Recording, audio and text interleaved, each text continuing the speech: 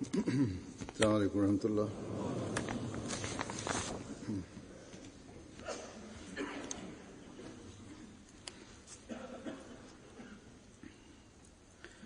أشهد أن لا إله إلا الله وحده لا شريك له وأشهد أن محمدًا عبده ورسوله أما بعد فأعوذ بالله من الشيطان الرجيم بسم الله الرحمن الرحيم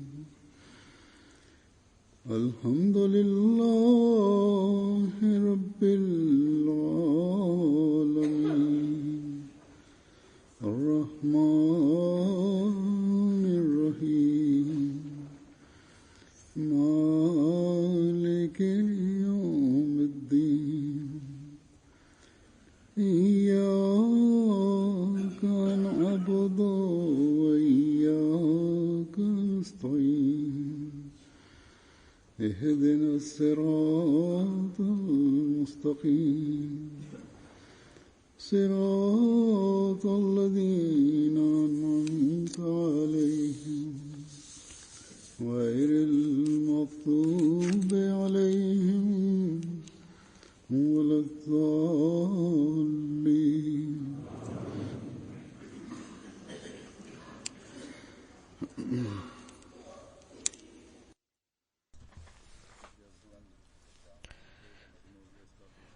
When we hear or read accounts of the companions, the Sahaba of the promised Messiah, peace be upon him, then their piety, passion to recognize the truth, zeal to sacrifice their life and wealth, and their love and ardent devotion to the promised Messiah, peace be upon him, all shine forth in individual ways according to each companion's understanding and enthusiasm.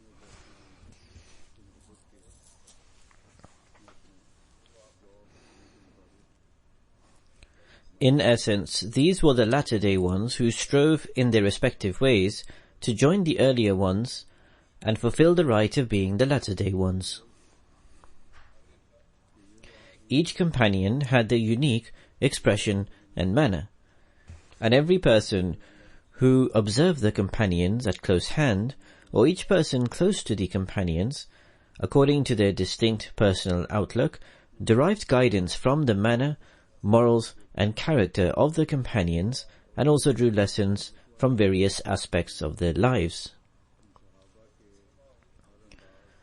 Hazrat Musleh Ma'ud, may Allah be pleased with him, was also among the Sahaba, the companions himself. He had a personal connection with almost all the companions whom he related accounts regarding.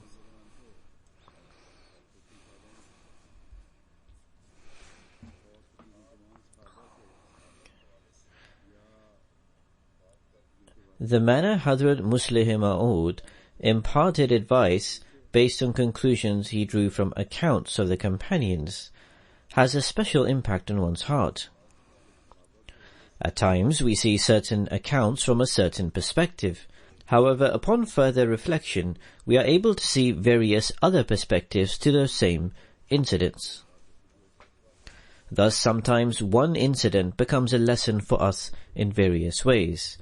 For example, Hazrat Musleh Ma'ud, may Allah be pleased with him, relates in his distinct manner the account of the Bay'at, the oath of allegiance, of Maulvi Burhanuddin Sahib Jelmi.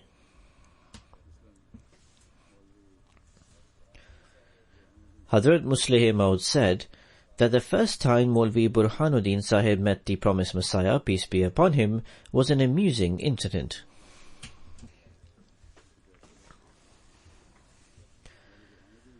He, Maulvi Burhanuddin Sahib, narrates, I arrived in Qadian, however, as the promised Messiah, peace be upon him, was in Gurdaspur, I went there instead.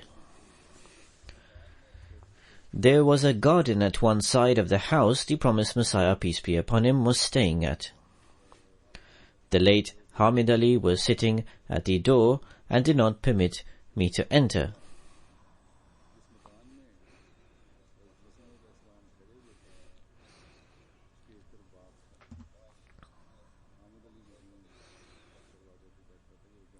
Maulvi Sahib says, however, I stealthily managed to reach to the door, and when I very slowly opened it, I saw the promised Messiah, peace be upon him, inside, walking to and fro, with very quick and long strides. We have heard this account numerous times before. Hazrat Maulvi Sahib says that I suddenly turned around and understood that this person is truthful and is certainly destined to reach his future purpose and goal, and that must be why he is walking so briskly.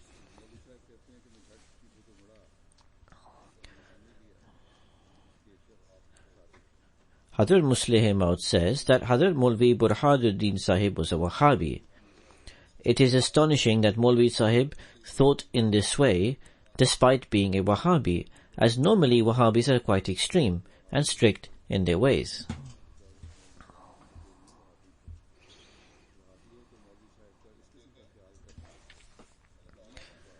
Now observe, Allah the Almighty desired to enable Maulvi Sahib to recognize the truth. So Maulvi Sahib did not think that he needed evidence or reasoning based on the Quran, Hadith, or any source. Indeed, the Wahhabis strictly believe that the door to revelation is firmly closed after the Holy Prophet sallallahu alaihi wasallam.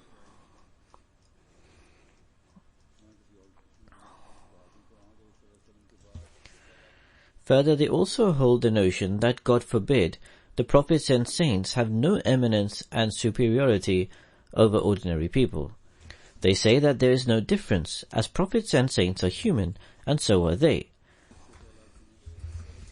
I will briefly rebut this mistaken concept, as some may be unaware of the correct notion of this subject.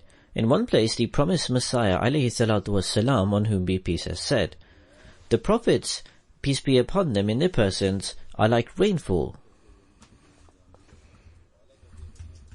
They are the highest form of luminosity among men.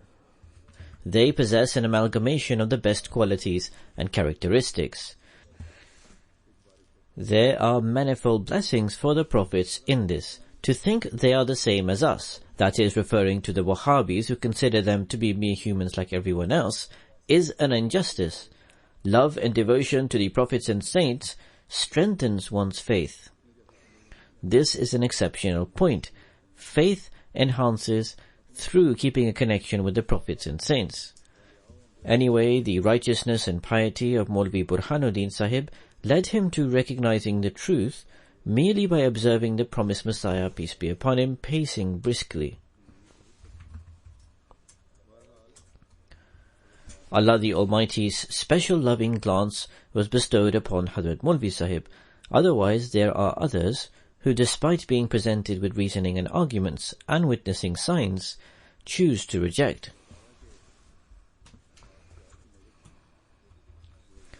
However, it would be wrong to say that all Wahhabis are hard-hearted.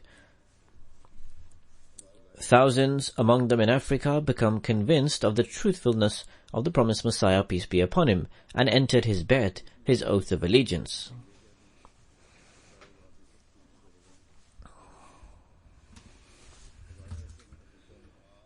They realized that revelation and communication with God are needed at all times in all eras, that the prophets and saints are like rainfall, and through their advent the earth becomes lush and green.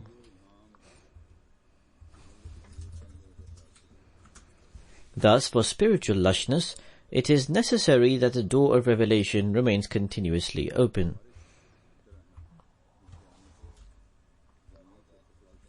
Then Hazrat Musleh Maud narrates an account of the sacrifice and devotion of Hazrat Sayyid Abdur Rahman Madrasi. Hazrat Sayyid Abdur Rahman Madrasi became Ahmadi in the lifetime of the promised Messiah, peace be upon him. He was very sincere, devout, and carried out tabligh profusely. One incident of Hazrat Sayyid Abdur Rahman Madrasi would be related by the promised Messiah, peace be upon him, with great passion.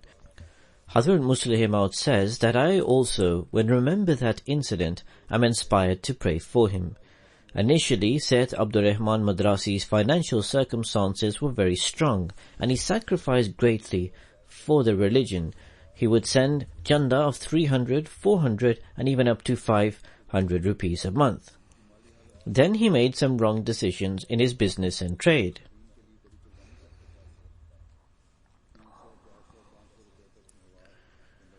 As a result, his entire business was completely ruined. The promised Messiah, peace be upon him, received a revelation regarding him.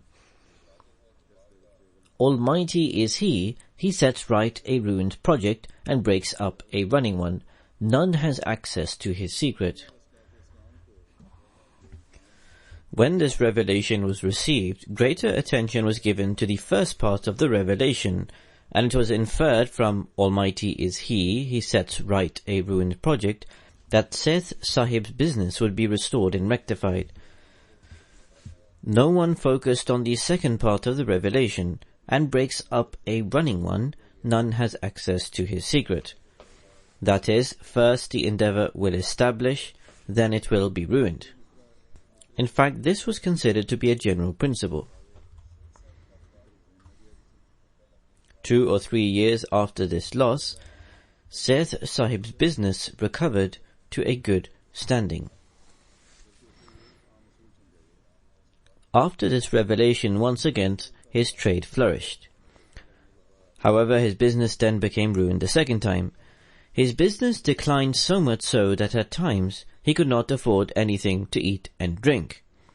The promised Messiah, peace be upon him, one day referred to Sayyid Sahib with astonishing love. He said, "How lofty was the devotion of Sayyid Abdur Rahman Haji Al-Rakka Sahib. He sent an amount of 500 rupees for chanda." The promised Messiah, peace be upon him, is saying this when the amount had been received. So the promised Messiah says, observing his difficulties, a friend of Sayyid Sahib sent him 2,000 or 3,000 rupees to start up a business or open a utensil shop. Sayyid Sahib sent 500 rupees from that amount to the promised Messiah, peace be upon him, and wrote that, "For some time I was unable to send any chanda. Now, after Allah the Almighty has granted me this large sum, my sense of honor did not allow me to tolerate to not contribute some of it for the sake of the religion." In short, he had exceptional devotion to serve the religion. Then Hazrat Muslih Maud relates elsewhere details regarding Sayyid Sahib's immense passion for financial sacrifice and how restless he would become and what his state was if he was unable to do so, and his expressions when facing such a predicament.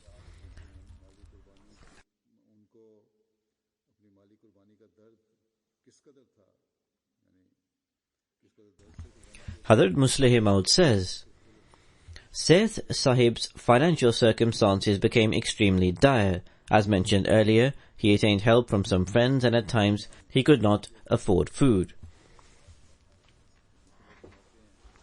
One day the promised Messiah, peace be upon him, received a money order on his name from a non-Ahmadi who wrote, "Sayyid Abdur Rahman is my dear friend, and I think very highly of him.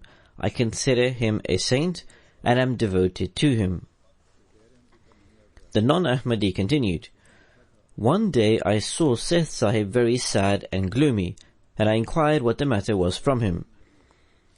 He replied that when he had money, he would regularly donate some to the promised Messiah, peace be upon him, towards serving the faith.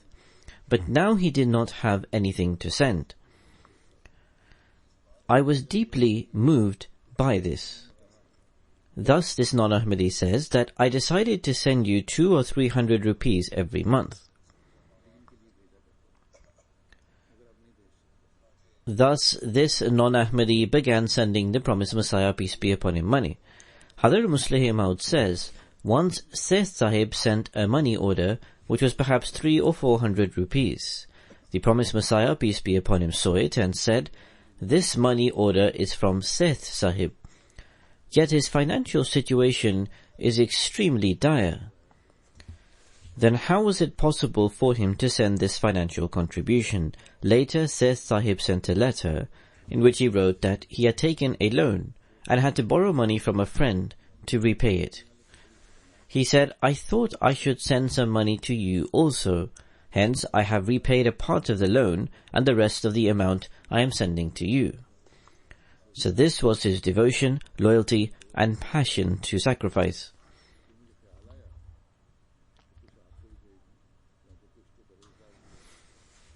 Then Hazrat Musleh Maud depicts the life of the promised Messiah, peace be upon him, after he made claim to being the promised Messiah, peace be upon him.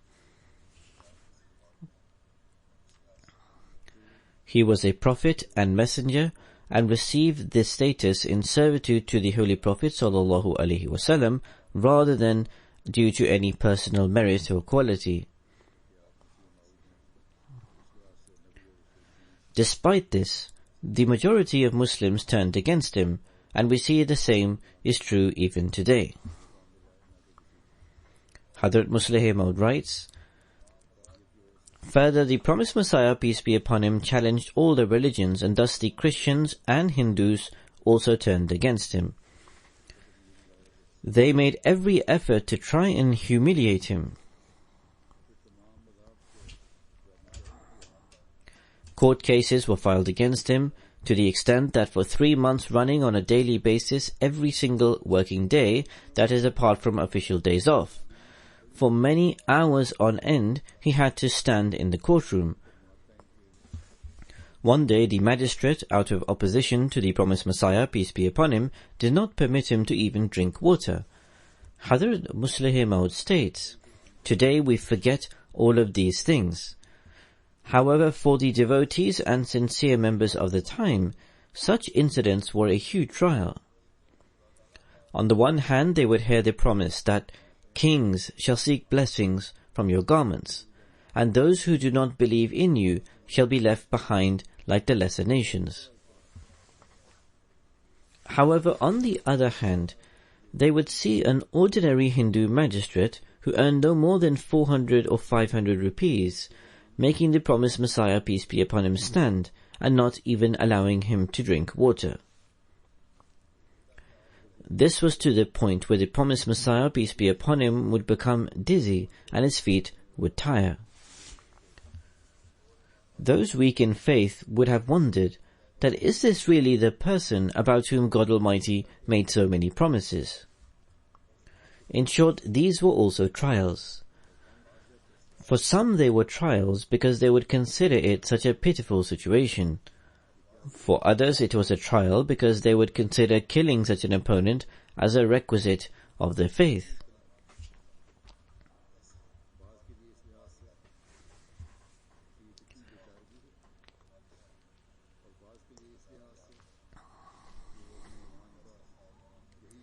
Hazrat Musleh Maud states, "I remember the day when the verdict was to be announced of a court case. There was a member of our Jamaat who was called Professor. Prior to accepting Ahmadiyyat, he would play cards and would gamble at a very high level. He was a very bright and intelligent man and would earn 400 to 500 rupees monthly through his winnings. However, after becoming an Ahmadi, he gave this habit up. This is also a lesson for all Ahmadis that after becoming an Ahmadi, he eradicated this old habit."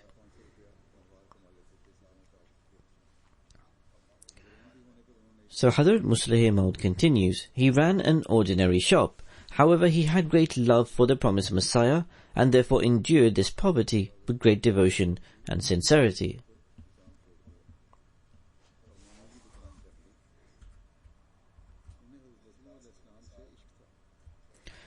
Hazrat Musleh Maud states, "I shall relate to you an example of his devotion. He opened a shop in Lahore, and whilst preaching to his customers, he would always end up arguing with them. That is, if any of the customers said anything against the promised Messiah, he would start quarrelling with them. One day, Khwaja Kamaluddin Sahib came to the promised Messiah, peace be upon him, and complained about him. The promised Messiah, peace be upon him, very lovingly said, 'Professor, we have been commanded to be compassionate, and this is the teaching of God Almighty.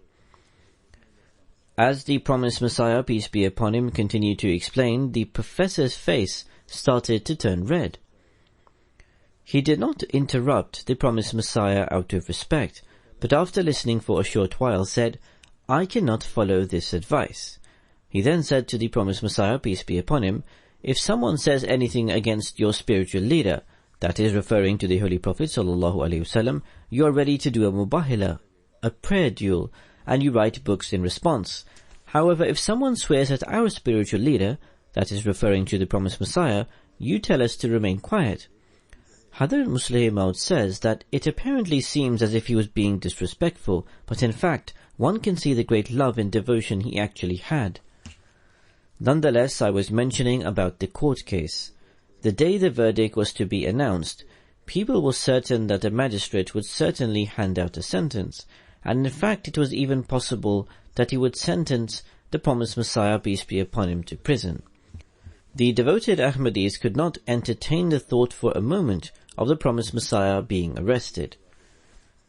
There was extra caution taken by the court, and there were extra police officers on the day. When the promised Messiah, peace be upon him, entered the courtroom, the Ahmadis stopped the professor from going inside due to his short temper.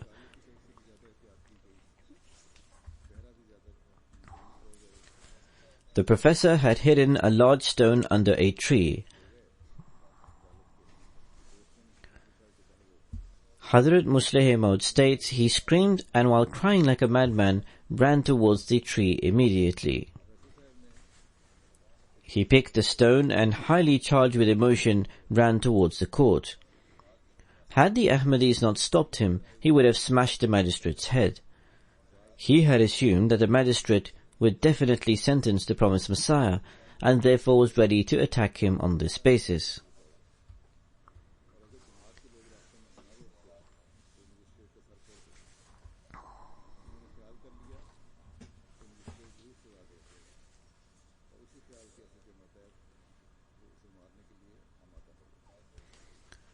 Thus some people react in this way under such circumstances. Those who are weak in faith revoke their belief, as mentioned earlier. The sincere, however, increase in their faith. But those who become very emotional, like the professor, who was very passionate and quick-tempered, try to take revenge themselves.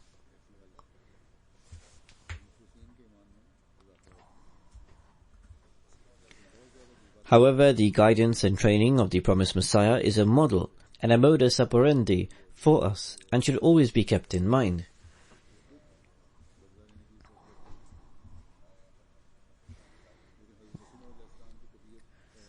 We should always remember that we must be patient and steadfast at all times. Even today incidents of this manner arise. Ultimately, whatever God Almighty has informed us shall come to pass, and inshallah, God willing, those who are patient and pray shall witness this.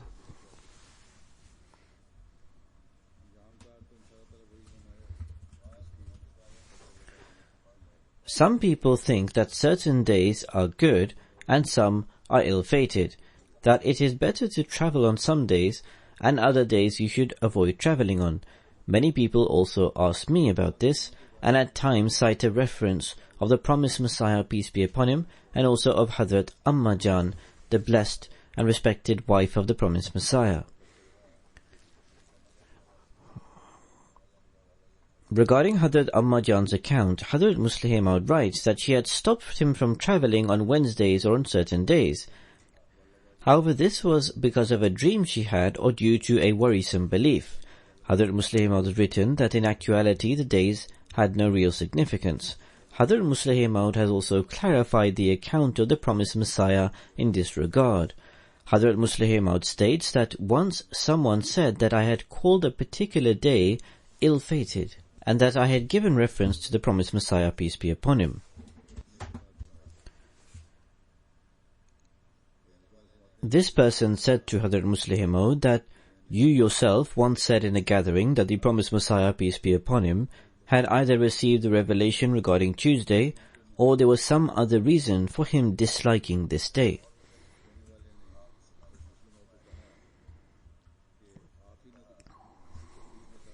Hazrat Musleh Maud replied that I only explained a narration.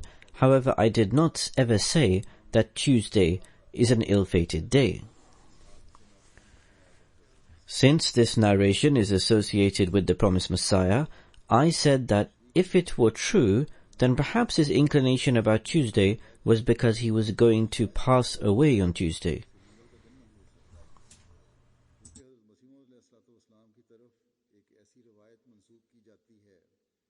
However, some people have made this isolated matter, which was specific to the promised Messiah's person, a general ruling, and consider Tuesday as an ill-fated day.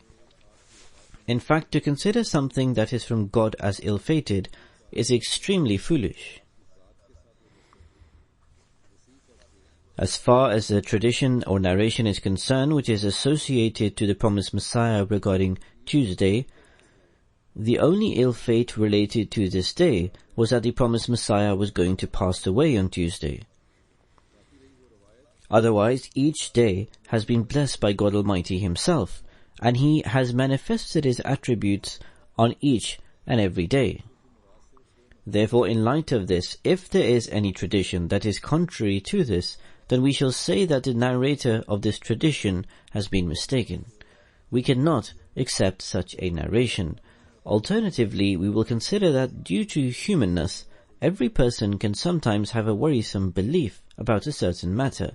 Therefore, it is possible that the promised Messiah may have also had a certain worrisome view about Tuesday, but we cannot say that any day is ill-fated.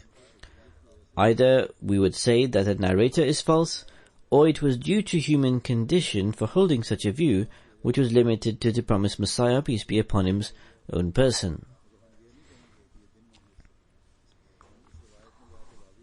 Otherwise, as a matter of principle, Hazrat Musleh Maud states that the truth is, and this is what God Almighty has told us in the Holy Quran, that every day is blessed.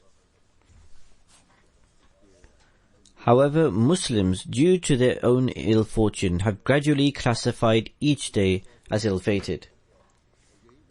As a result, they have completely become besieged with ill fate and surcharge.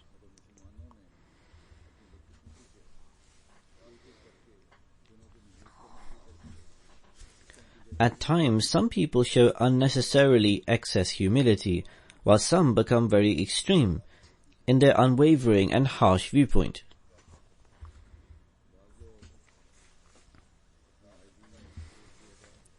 There is a very interesting account regarding this, relating an incident whereby two people with these contrasting traits came together. Hazrat Musleh Maud, may Allah be pleased with him, states, I remember that during the time of the promised Messiah, peace be upon him, there was a person called Hafiz Muhammad who lived in Peshawar. He had committed the Holy Quran to memory and was a very zealous Ahmadi. I think he had come from the Ahl Hadith group because he had very strict viewpoints. Once he came for Jalsa Salana, and while returning from Qadian began discussing the awe and fear of God Almighty on the journey. One of them said that God Almighty is so exalted and glorious, and we are so worthless and low. Thus I wonder whether God Almighty even accepts our salat or prayer, or our fasting, our zakat, and our hajj. Upon this another person said that God Almighty is so high. I sometimes wonder if I am even a mu'min, a true believer. Hafiz Muhammad Sahib, who came from Peshawar, was sat on one corner, and whilst listening to this conversation said to the person who questioned whether he was a mu'min or not, that what do you think? Are you a mu'min, a true believer or not? The person replied, I cannot say with complete certainty that I am a mu'min or not. Hafiz Sahib said, fine. If that is the case, then I will no longer offer my salah behind you from today. The rest of the people also said that the person was right. The level and status of faith is very exalted. Hafiz Sahib said, fine. I will not offer my salah behind any of you. How can I read my salah behind you if you do not even consider yourselves as mu'mins? So, when they arrived in Peshawar, Hafiz Sahib stopped reading his salat with them in congregation. When he was asked, he replied, "How can I read my salah behind you when you do not even consider yourselves as Mu'mins?" Finally, when the matter escalated, the promised Messiah, peace be upon him, was informed about this. The promised Messiah, peace be upon him, said, "Hafiz Sahib is right." He said that although Hafiz Sahib is right, that does not mean that he should stop offering his salat with them.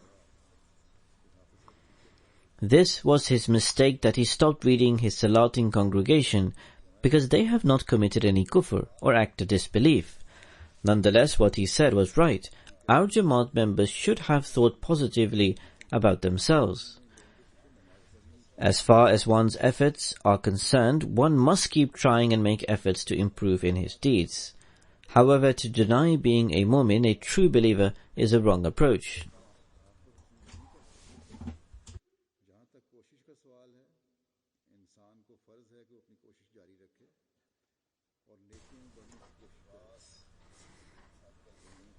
These days, during the summer months in Europe, one can only see nudity. God Almighty has stated that clothing enhances one's beauty. However, we find that nakedness in today's society is considered fashionable. They have gone to such extremes that it was in the news recently that a group of Muslim girls was cycling somewhere, and when they felt hot while cycling, they took off their clothes.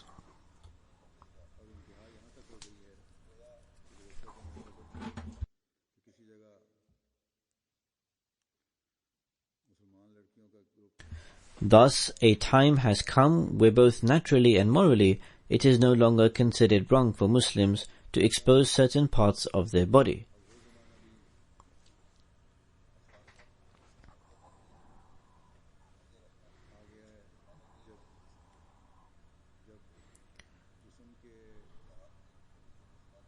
Yet there was a time when a large section of society in general considered it both naturally and morally wrong, in particular Muslims.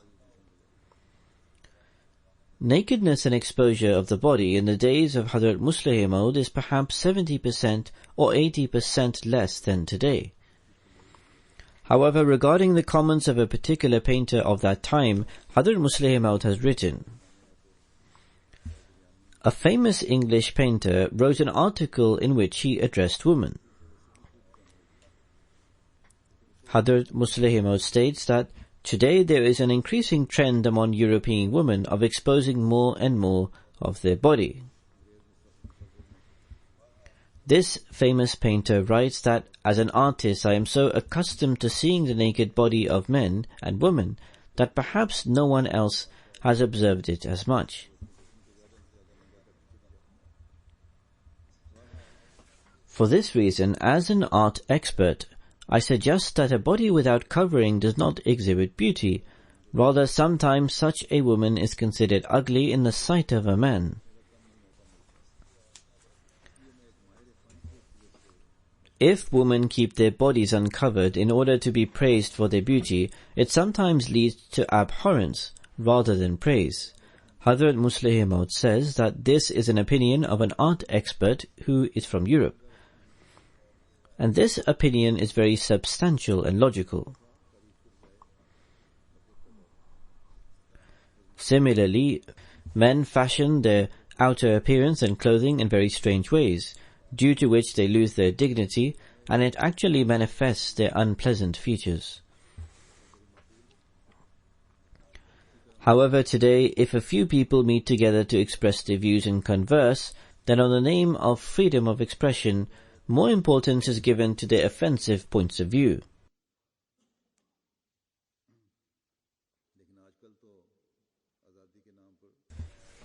Due to this, society as a whole is increasingly becoming prey to immorality and decadence. This was a truthful expression by an artist 70 or 80 years ago. An artist today might not have it in them to express such a point of view.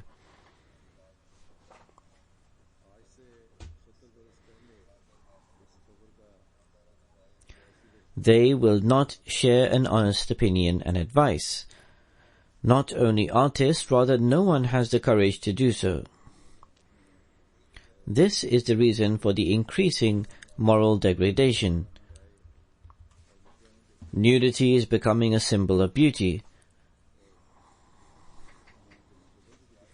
Therefore, it should be kept in mind that nudity or extrinsic appearance is not the symbol of one's beauty. Rather, true beauty is something else. Regarding this, Hazrat Musleh Maud has mentioned a discussion between two companions of the promised Messiah, peace be upon him. Hazrat Musleh Maud says that during the time of the promised Messiah, once a discussion started between Hazrat Khalifatul Masih I and the late Maulvi Abdul Karim Sahib. Hazrat Khalifatul Masih I used to say that it is not easy to recognize beauty.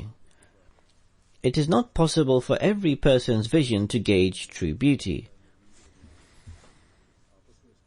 Only a physician can recognize who is and is not beautiful. However, Maulvi Abdul Karim Sahib used to say that what is the difficulty about this? Every eye can recognize human beauty when it is witnessed externally. Hazrat Khalifatul Masih I's point of view was that there is no doubt that every eye can recognize beauty in its own way, but many errors can occur in this individual identification, and only a physician can comprehend who is actually beautiful and who appears beautiful merely outwardly. During the course of this conversation, Hazrat Khalifatul Masih I asked, "Is there a fine-looking man here according to your point of view?" Maulvi Abdul Karim Sahib mentioned a young man's name, who coincidentally passed in front of them during the discussion. Maulvi Abdul Karim said, "He is fine-looking in my opinion."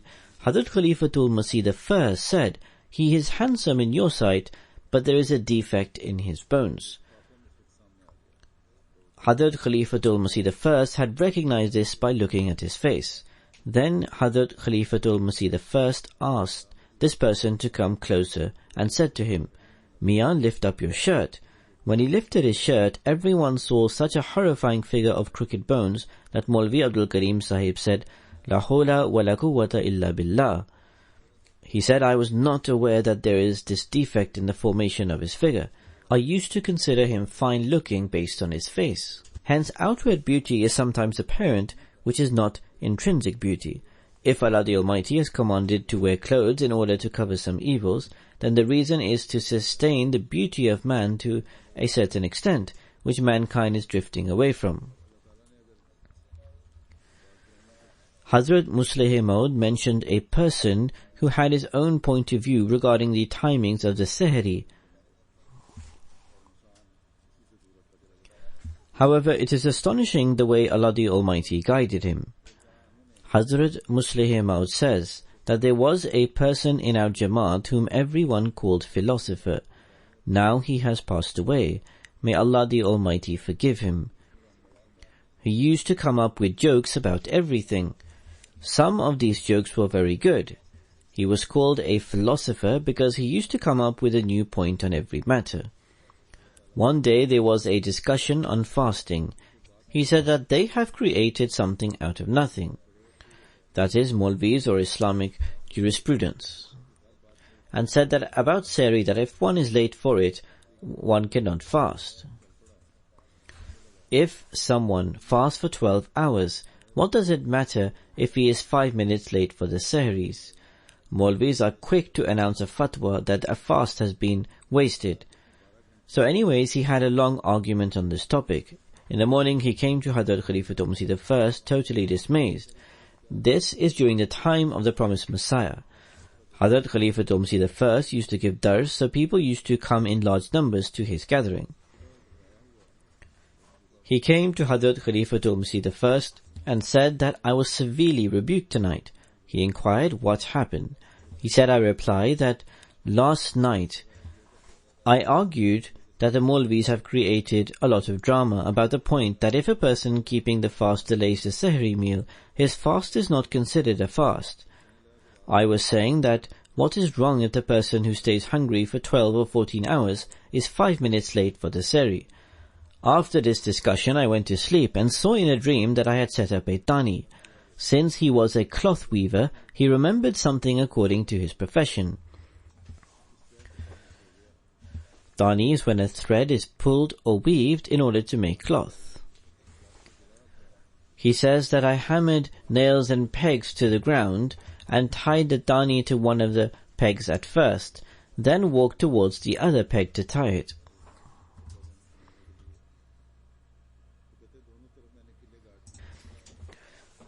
When I arrived near the nail, I found out that the dani was short by 2 fingers' length. I pulled it repeatedly in order to tie it to the nail, but was unsuccessful, and I thought that my entire yarn had been destroyed. So I started shouting, "Come to my help." It was because of 2 fingers that my dani was wasted. I woke up while shouting, "That thread is getting damaged." When I woke up, I understood. Through this dream, Allah the Almighty explained to me that if a distance equivalent to 2 fingers can waste a dani, then how can fast be considered a fast if there is a 5-minute differential in it?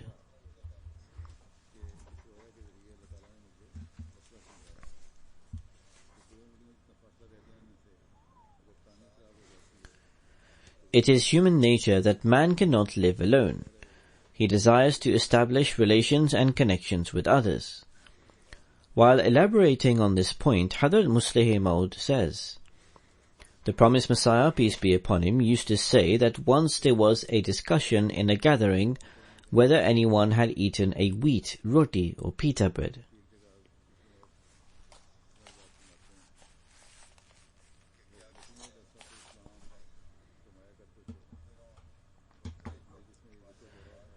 In those days, most of the people used to eat maize and barley.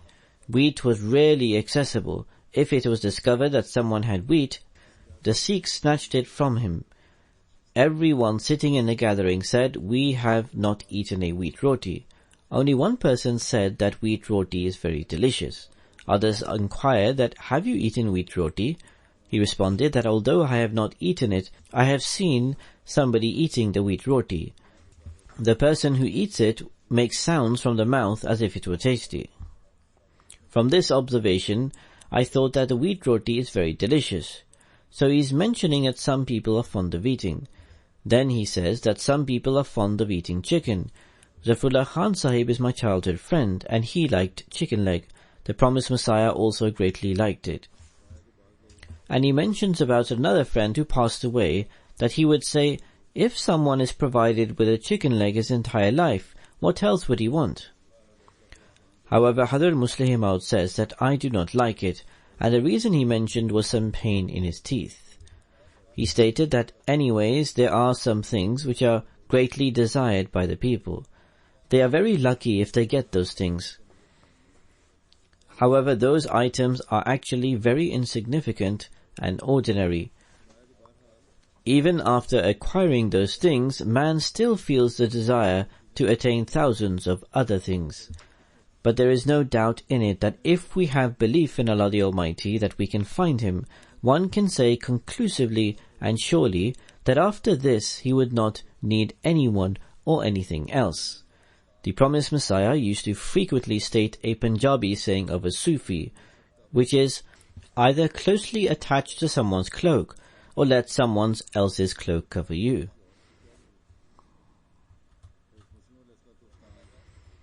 The promised Messiah has shared this example of one after finding God, meaning the life of this world is such that there is no other way except that you become someone's or someone becomes yours. Hazrat Musleh Maud states that this is the meaning of being created from clay. A human being is created by clay in which he can fashion himself. That is, it is human nature that man either wants to become someone's, or man wants someone to become his. Look, a child who has not reached the age of understanding, yet the longing to be with someone starts tickling his heart.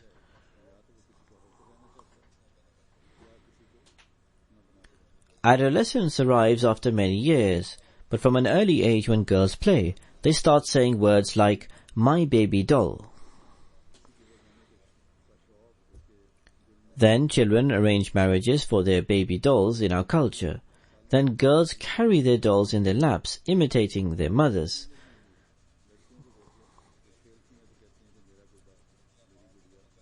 This can be seen in all cultures.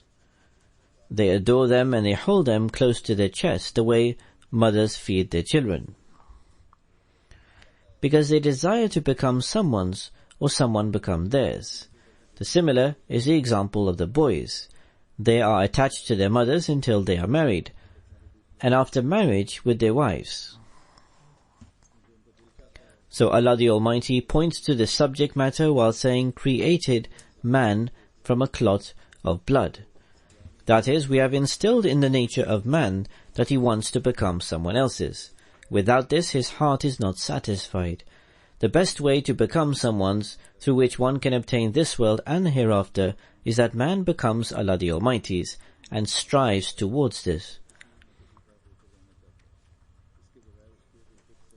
Then, while mentioning the standard of love and relationship with Allah the Almighty, Hazrat Musleh Maud cites an example and says, although this is an example of a madman, one who has passed away, and one who was also my teacher, yet the condition of love becomes very apparent by this example. There was a teacher of mine who used to teach in a school. Later on he became a claimant of prophethood. His name was Maulvi Yar Ahmad Sahib. His love for the promised Messiah was such that as a result of this devotion, a state of madness overcame him. It is possible that there was some deficiency in his brain from before, but we observe that his love for the promised Messiah increased continuously and became madness. He attributed every prophecy of the promised Messiah to himself. Then his madness increased to such an extent that in order to fulfill his desire to become close to the promised Messiah, he sometimes did certain things which were inappropriate and wrong. For example, he would try to touch the promised Messiah's body during the prayers. The promised Messiah had appointed a few men to watch him, so that on the days he would rush forward to do this, he would be prevented from sitting behind the promised Messiah.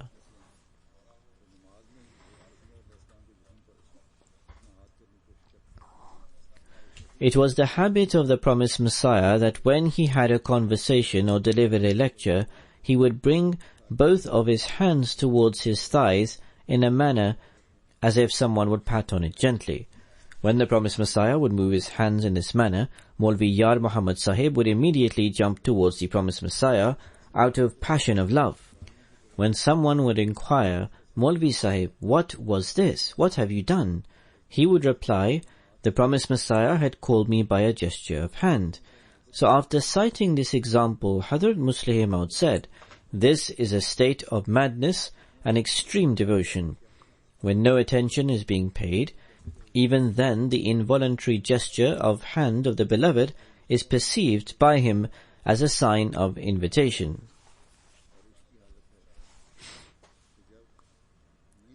A person who becomes mad, we claim to love God Almighty.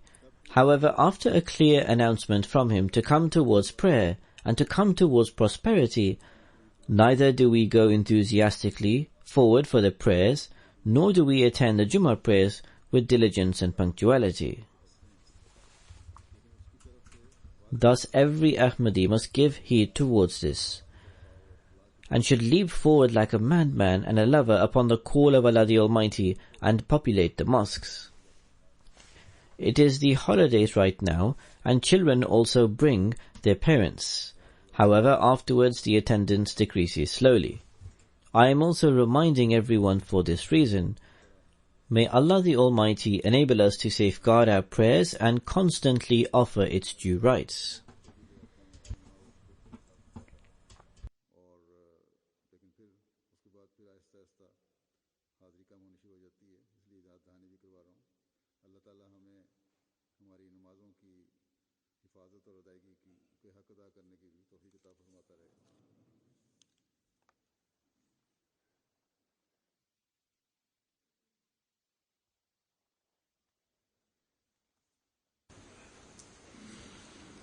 Alhamdulillah,